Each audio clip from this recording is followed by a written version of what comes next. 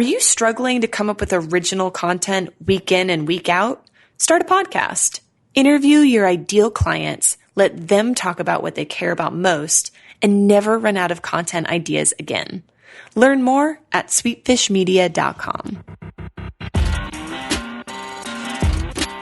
You're listening to the B2B Growth Show, a podcast dedicated to helping B2B executives achieve explosive growth.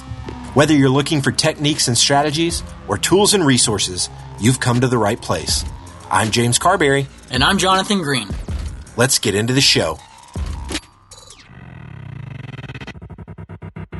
Welcome back to the B2B Growth Show. We are here today with Michaela Alexis. She is the president of Grade A Digital, and she is pretty LinkedIn famous as well. Michaela, how are you doing today? I'm doing fantastic. Thank you for having me on. So I've been following you from afar for a while now, Michaela, and really excited to chat with you today. We're going to be talking about 5 business rules that you have broken on LinkedIn specifically that led to viral marketing success. But before we get into that, I'd love for you to give a little bit of background on yourself and Grade A Digital and what you and your team are up to over there. Yeah, so I run a social media management agency out of Ottawa, Canada. And what we do is we work with professionals and businesses, and we help get their marketing, their social media marketing up to speed for one, but a big portion of what we do is educating people. Because I find that a lot of professionals, they really need something beyond just a strategy, and a big portion of what we do is helping professionals kind of fix up their personal brand, understand what great social media marketing actually looks like, and empower them to also take the reins of their own business. So everything that we do is really more of a partnership. There's no here are X amount of posts per month and here's your report.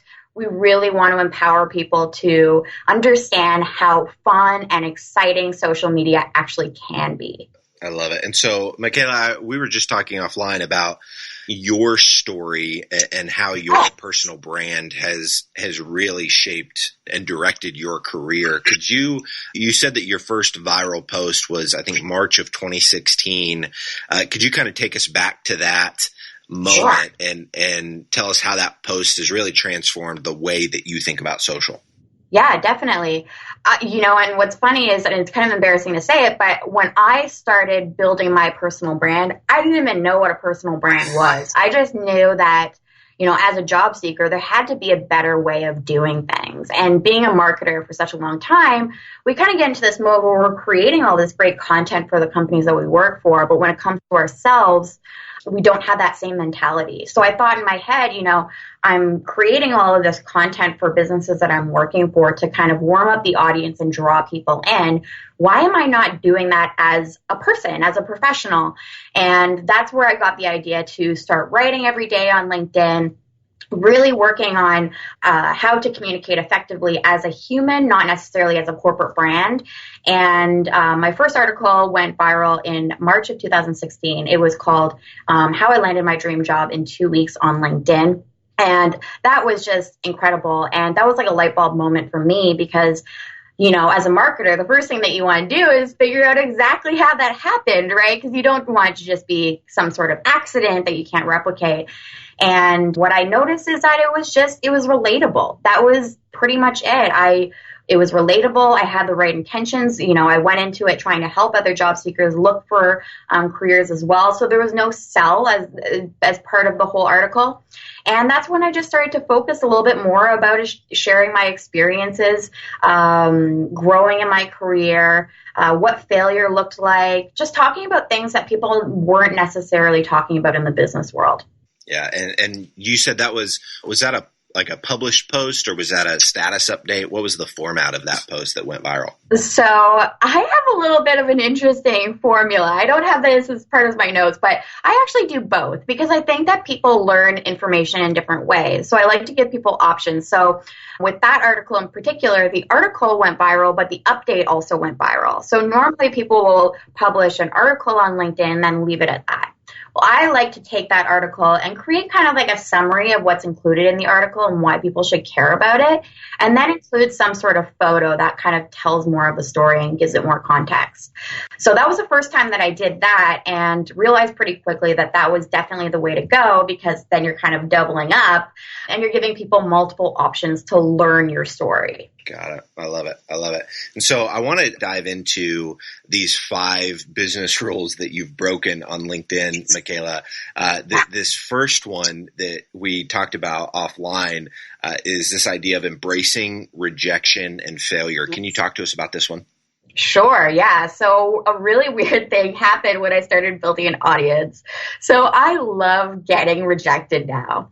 Let me explain. So for some people, the thought of criticism is horrendous. Like, I know there are some people that don't even want to start writing online or are cringing when I just even mention personal branding. And trust me, when I started putting myself out there, it was tough. I took it personally. But over time, my perspective has definitely changed dramatically. So when I put out an update or an article, I love getting negative comments. There's a couple reasons why. Number one, I had this amazing opportunity to show off my values.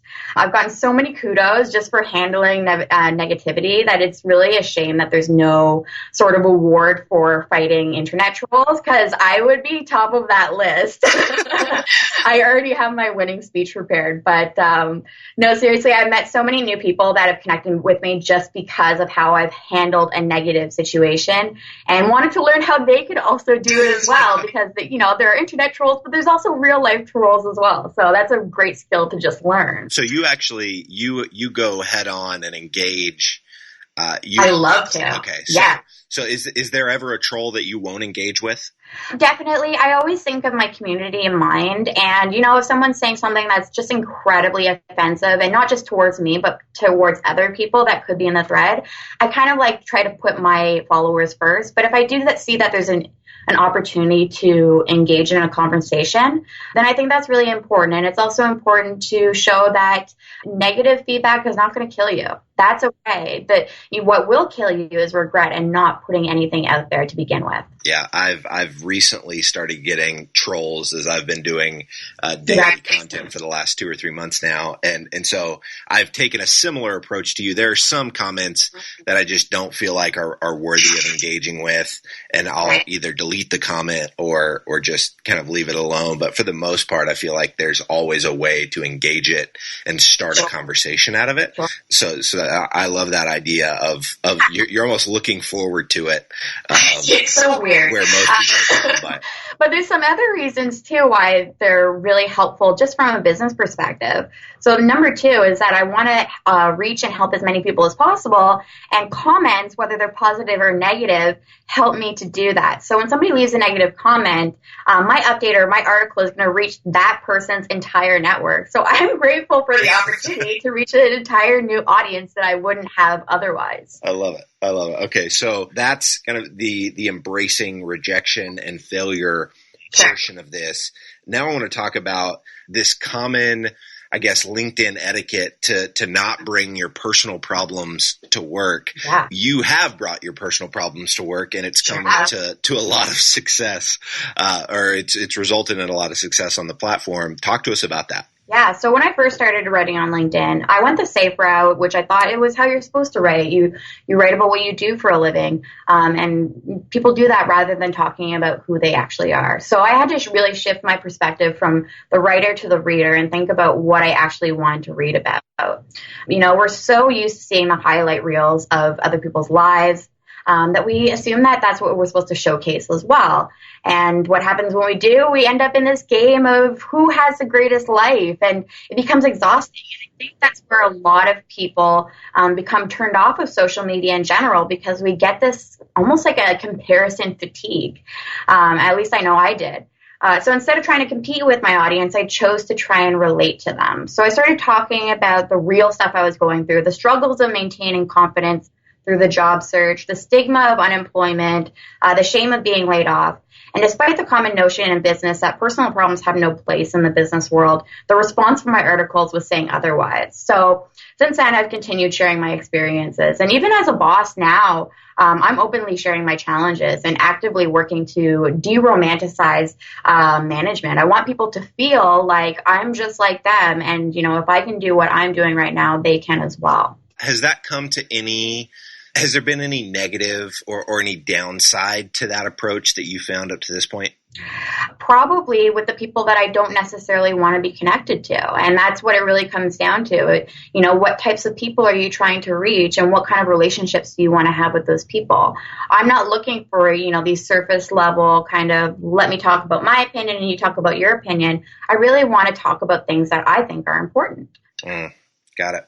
And how do you find yourself coming up with what problem do I want to talk about? Is it just kind of doing a bit of soul searching on a regular basis and saying, hey, what were really difficult moments kind of along my journey, be it professional or personal, and then you just kind of bubble those up to the surface?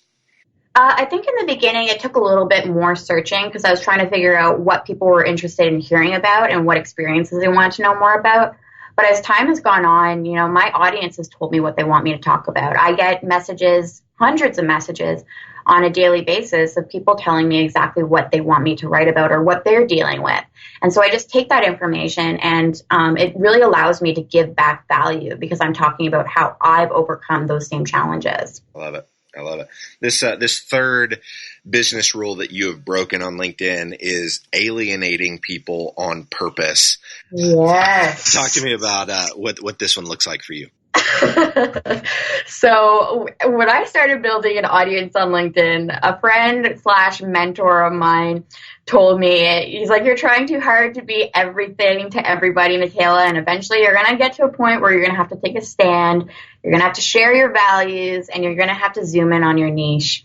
And you're going to alienate people in the process. And I'm not going to lie, I thought that he was crazy at the time. I really just wanted to be liked, and I thought that was possible. But I was attracting the wrong demographic in the process. I was attracting, older men that had zero interest in what I had to say. They just wanted to get their Mac on. I was attracting the hate followers, so the people that were following me just to get upset about anything that I posted. And I was attracting, the open networkers, the people that just cared about increasing their networks, and they weren't really interested in actually building relationships or learning. So slowly I began to weed them out. So the way that I did that was sharing articles about, things like being a woman in the workplace and being an awkward biracial kid. And I removed people that were tagging me just to increase their visibility. And then about a week ago, I created this video post where I encouraged people to unfollow me. And I basically said that if they didn't stand for community and self-improvement and kindness, etc., that I think it's time that we start following other people. And I was petrified when I posted it. And I watched, my heart was pounding as I saw the follower number kind of decrease within the hour. But I knew that it was really time to align myself with the people that truly wanted to be there and were going to support me as I grew this business and I grew my career. And that video actually ended up surpassing 150,000 views the last time I checked it. So it's doing okay. I think it was a good call. Overall, did you notice a dip in follower numbers, or did you end up kind of did you gain what you lost? So I dipped about 50 followers and gained about 3,000.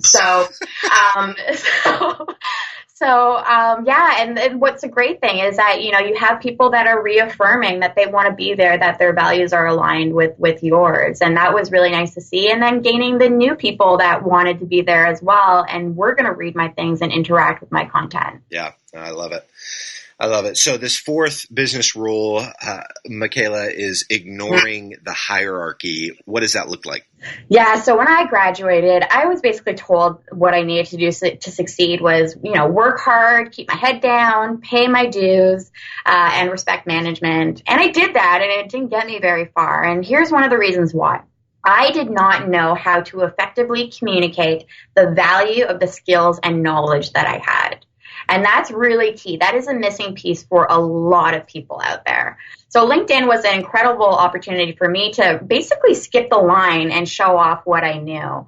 I started sharing articles daily, showing my writing skills, and basically showed off the fact that I knew how to effectively market myself. So this is a mega opportunity for, evening the playing field for professionals.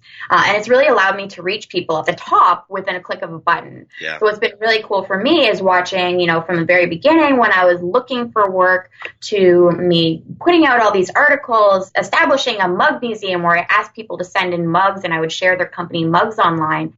Some of those mugs or the early followers are now grade A digital clients, which is more of a happy accident, but it's just incredible to see that was what actually ended up happening over time. Got it. And so your advice to someone just starting out their career would be to really hone in on whatever skill set it is that you're bringing to the market, figuring out how to communicate that beyond just hoping that someone sees it. Yeah, absolutely. I'm definitely not the best writer out there. There are lots of things that I'm not great at, but I knew that I had a bubbly personality and I have a sense of humor, and obviously I'm not very shy of being in front of the camera. So I took all those things and I really zoomed in on those skills. And in terms of like businesses, what you can do with this is you can start sharing your message directly with whoever you're trying to reach within an organization just by tailoring the message for them. There's no gatekeeper in social media. It's very different than, the whole cold calling approach where you're calling and hoping to talk to somebody. You have the opportunity to reach the decision maker right off the bat just by creating customized content that they really can't ignore because it's so good. I love it. This last business rule that we're going to be talking about, Michaela, yes. Is that you chose the purple stationery. We did not talk about this offline, so I have no clue what's about to come here. But I'm really excited for you to explain what that just means. Okay, cool. All right. So when I was in elementary school, I remember that the kids that used the colored paper for book reports were docked points. Because it wasn't the paper that they were supposed to use. You got to have a boring white paper, right? And I wanted to be a good student, so I did everything that teachers told me to, and I always stayed away from doing anything that was really outside the box. School, and I know I'm probably not the only one, really shook the creativity out of me. But the reality is, in the real world, if you keep doing the things that you're supposed to do, you're not going to get very far. And I definitely probably wouldn't be talking to you today, James. You really have to learn how to sprinkle your personality in whatever you do if you want to stand out. Yeah. So whatever I post on LinkedIn, it has my imprint on it. So I started using coffee mugs and photos and instantly became the girl that's obsessed with coffee.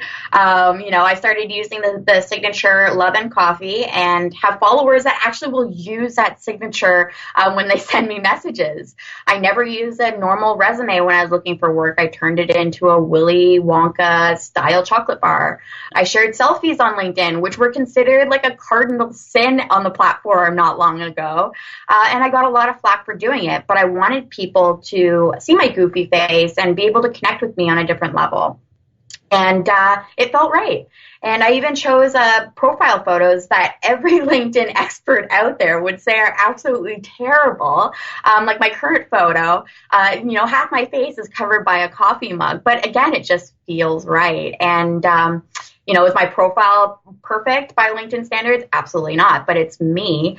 And my articles are not the best that you'd find out there, but they feel like me as well. Yeah, I recently saw someone do kind of a LinkedIn profile critique, I guess, on your profile and noticed a couple days after they did it that you had implemented some changes. And I thought to myself, man, that's for someone like yourself who's clearly killing it on LinkedIn. You're doing a lot of things right. For you to have the humility to take other people's feedback and actually implement it in making changes, it kind of just, I think, shows a lot of what you value and that you're always trying to learn and get better and taking feedback from people while also kind of being self-aware enough to know, what you're doing right that you need to keep doing right. And so I think there's a really cool balance that you're modeling for folks out there that are following you. If there was one piece of advice, Michaela, that you would give to somebody who maybe they're hesitant to start sharing more on LinkedIn, they haven't kind of taken that step to putting out content on a regular basis. I know you and I are doing it daily. A lot of people aren't even doing it weekly. What's that what would be your encouragement to that person who's listening to this? Yeah, well, I think that there's so many businesses and people that are stuck on the tactics of gaining traction with their marketing. But the missing pieces are usually not about the how, it's about the who and the why. I know for myself, I really had to take a lot of time and figure out what are my unique skills? What can I bring to the table that nobody else can bring? What can people not replicate that's completely 100% Michaela, and really hone in on that and exploit it as much as possible. So once you create that framework, it's shockingly easy how creative you can actually be when you have that solid foundation there. I love it. I love it. Michaela, this has been fantastic. If somebody that's listening to this wants to stay connected with you or they want to learn more about Grade A Digital, what's the best way for them to go about doing that? Well, I'm usually refreshing my LinkedIn feed every 5 minutes, in all honesty. So that would probably be the best place to start. I'm also on Instagram. I do live Instagram videos every week where I talk about the lessons that I'm learning as I'm growing Grade A Digital. And I'm also on Facebook and all the other places online. I love it. And then is it gradeadigital.com? Gradeadigital.com. You got it. Wonderful. Michaela, thank you so much for your time. This has been fantastic. I really appreciate it. It's been a pleasure, James. If you're a B2B marketer, we want to feature you on sites like the Huffington Post, Social Media Examiner, and Chief Marketer. Every week, we send out a question related to B2B marketing.